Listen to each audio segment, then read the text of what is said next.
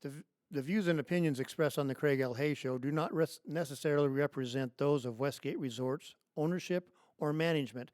And now, on with the show. Extra, extra, read all about it. Get your copies while they last. Stop the presses. And now for something completely different.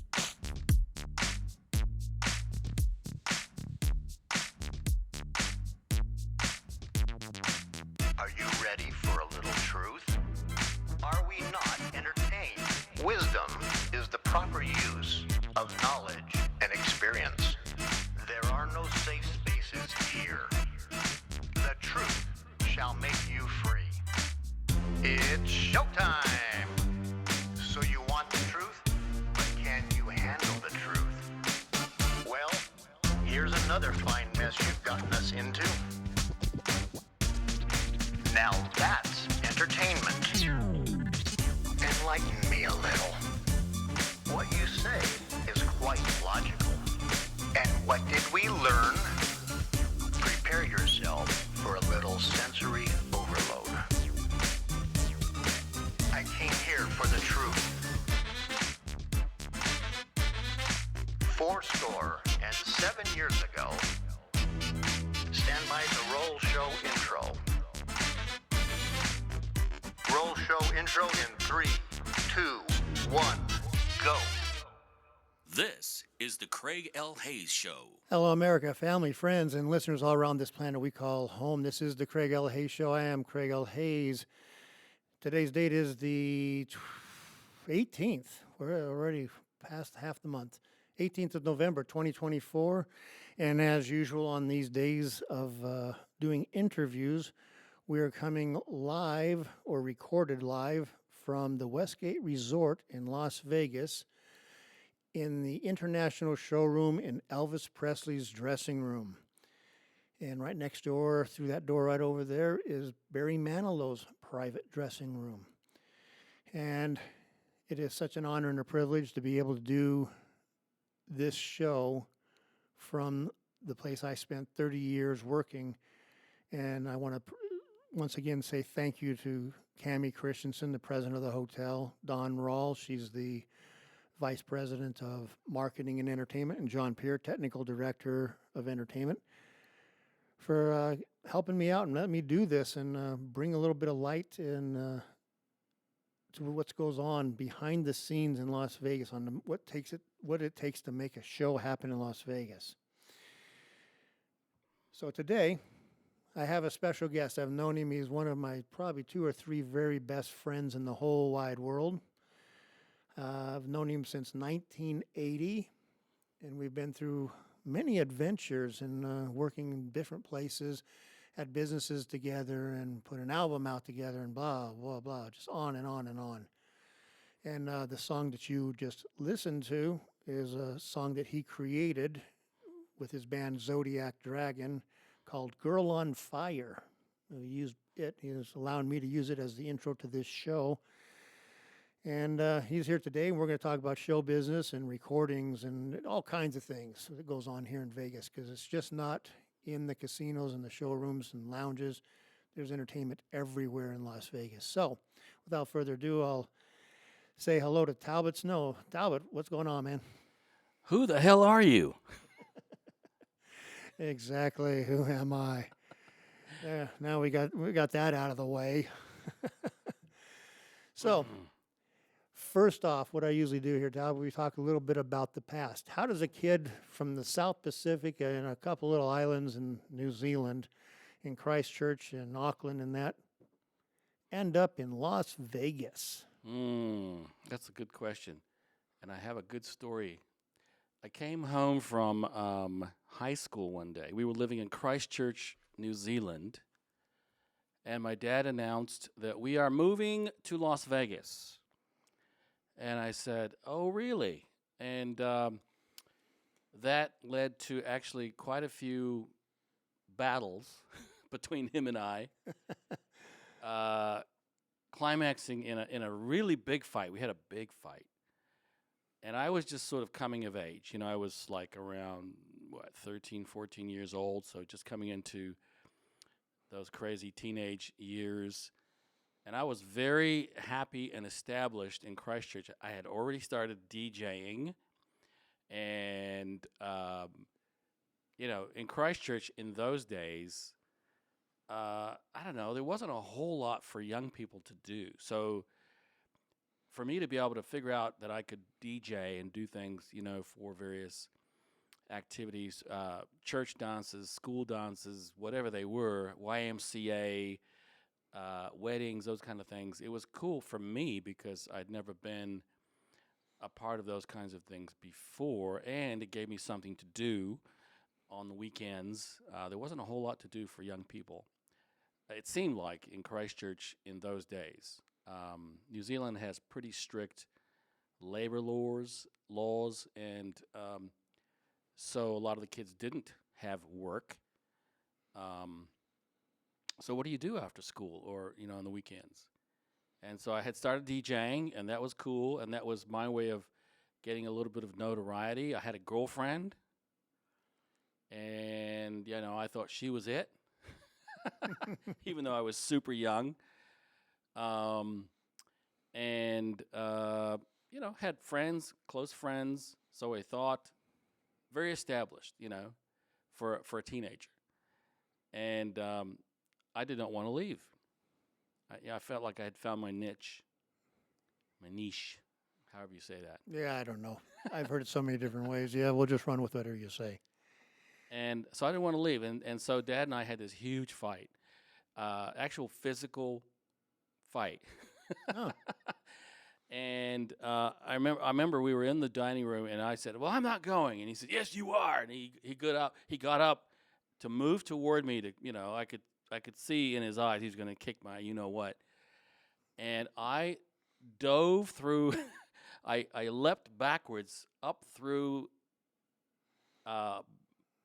backwards into the dining room window. Now this dining room was it wasn't quite first story. It was like 1.5 stories up. And so I dove through the window, smashing the window, the Venetian blinds, and everything, and went crashing down below into a rose bush, which had thorns, and I was in the garden, covered in blood and glass and Venetian blinds and rose thorns.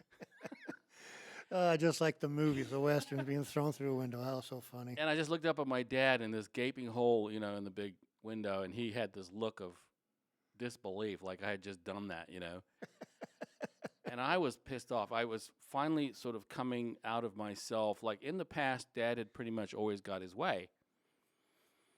And we had moved many times in the past. That's the other thing, too. We had moved a lot up and down New Zealand, and I was kind of sick of it. Mom was sick of it, and we didn't want to move. But he had a lot of reasons for wanting to move. There's more story to that. Anyway, but I was ticked off and pulled out the rose bushes and threw the Venetian blinds, and I actually picked out a wooden stick that was sticking out of the ground and went around and, cracked a couple more windows and bashed the car. The car was parked in the driveway, and uprooted a couple more bushes and sort of made the whole front yard look like a little tornado had gone through there. Well, that's a good way of getting rid of the curb value of, curb appeal, they call it, just destroy the place, and nobody was going to drive by and want it. Yeah, I even went down the street and hit a couple more cars, and then cooled off, and then came back, and Dad was very, very different. He had changed because he'd never seen me, kick back like that. Yeah. And so I didn't want to go, and we fought a couple more times about it.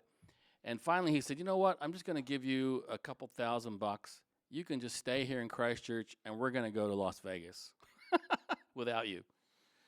And you can just make your own way, just like go stay with Uncle so-and-so or, something."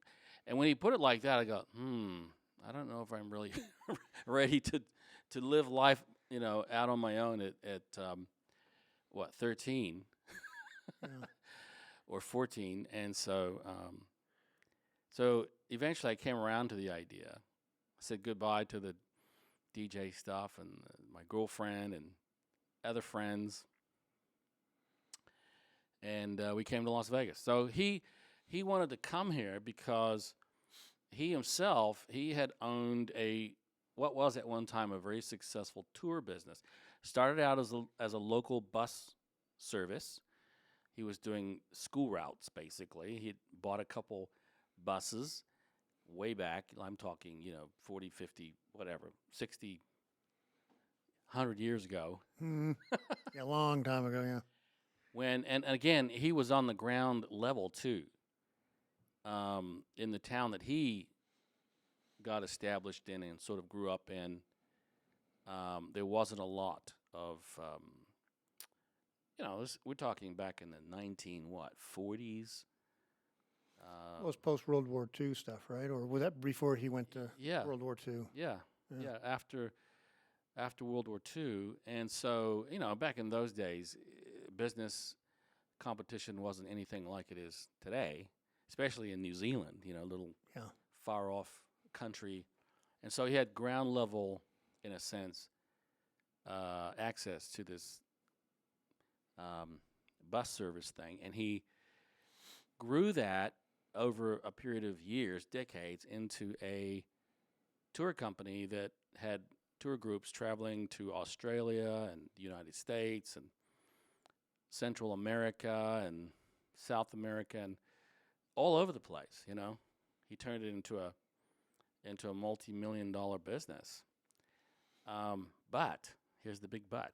So that was over a period of, let's say, 30 years, roughly. Yeah. He had, somewhere along the way, he decided he needed some more money to expand, and he brought his family into the business, which is a tough thing to do, Yeah. when you have family members involved with business. And they, long story short, as they came on board, they ended up becoming major shareholders and even had a majority ownership of the company that he had started. So at some point, and I don't know how that all happened, I don't know the details. Dad was always a bit sketchy about that. But I do know that he started the business and he grew it. And they had disagreements on management and actually kicked him out of his own company. Kind of like what happened with Steve Jobs and Apple. And Steve Wynn and all these other guys that get their companies taken over and bought out and go away. Yeah. But here's the thing. As soon as they did that, the company started going down the tubes. And in fact, he left for a year or two, very hurt, and they begged him to come back because the company was absolutely dying. He came back, got it rocking and rolling again, only for them then to turn around a year or two later and say, okay, we want you out again. We don't agree with your management type. And the second time was the final time. That was it. Yeah, you don't need to go back for another time. And so when he left, the company was down and out and bankrupt within a year. By that time, we had left New Zealand and had come to Las Vegas. So that was one of the reasons we were coming to Vegas, coming back to your question. Yeah. He wanted a fresh start. More so for us, his children. Yeah. I get it. Get away from the family that's very toxic and stuff like that. And Yeah. Yeah, I get it. Partly for him. He thought maybe he could make another go of it here in Vegas, get another business up and running and hit the big time. And he certainly tried. He had a few ventures that he tried here with marginal success, things that started to look like they were going to build and take off, but they never really took off in the way that he wanted. And because by the time he was here, I'm his second family. My two brothers and I were from his second wife, second marriage, second family. Yeah. So he was already almost 60 when he came here.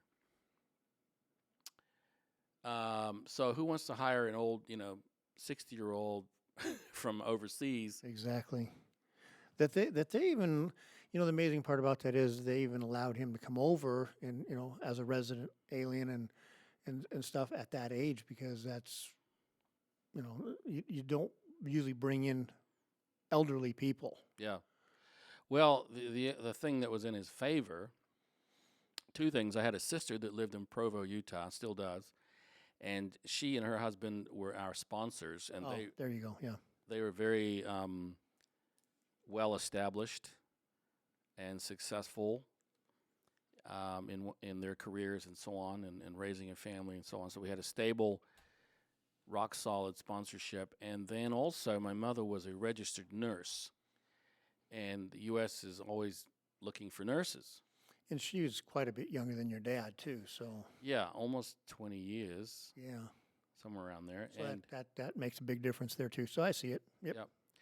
And if you have a nurse in the family, the immigration department is, very in favor of that. They will streamline Yeah. your processing because there's always been a bit of a nursing shortage Yep. Exactly. in the U.S. So that was the two reasons we got in, I think, as easily as we did.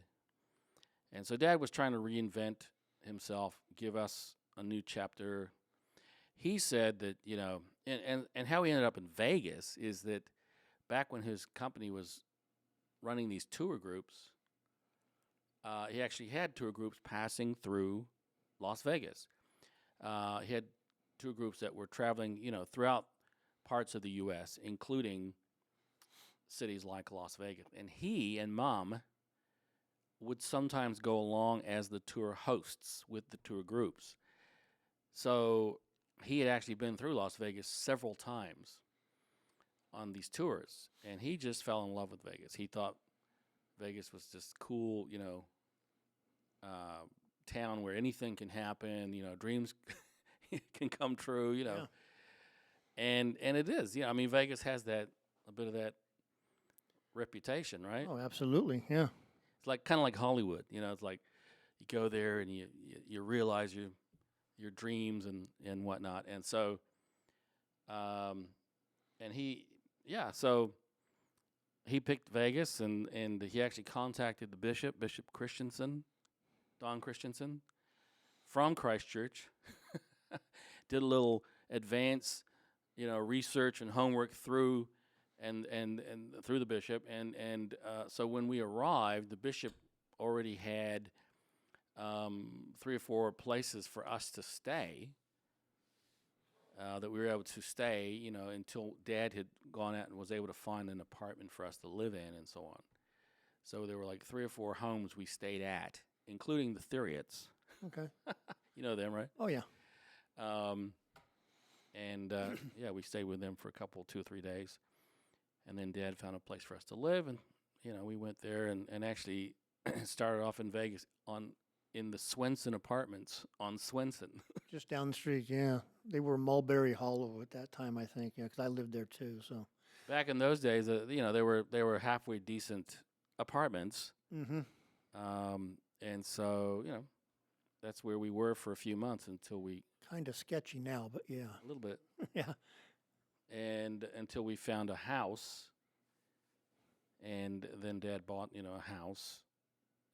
Financed one on Palma Vista, and we moved into there in about 6 months after we came to Vegas. So that's how I ended up in Vegas, and I find it interesting that how was it your dad decided, who to talk to and call, and which area he decided he wanted to, what was that inspired him would be the kind of a question to, because to come here, you mean? yeah, to come, well, to live in this area and and Vegas is a big place. Even back in 1979, 80, it still was a big place. Yeah.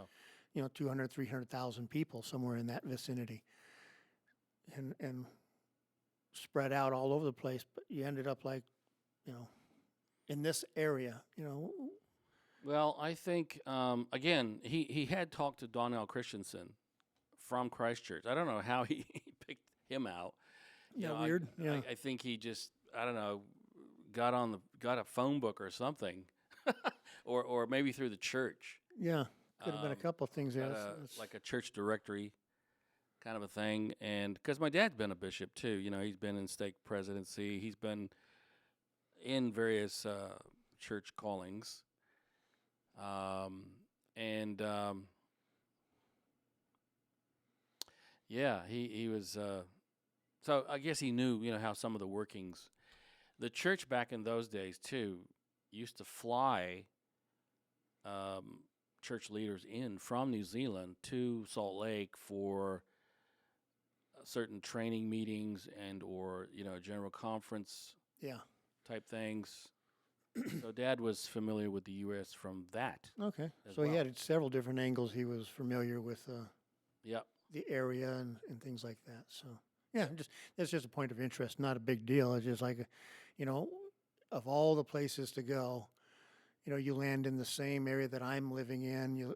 All Yeah. these different things, and Yeah. it's like when you didn't want to come here, and then all the different, Big fight. how things work out is always just, who says it's not some kind of hand in something Yeah. that's Yeah. going Yeah. on. I agree. Because it's just it can't be by chance that all these things just happened, Yeah.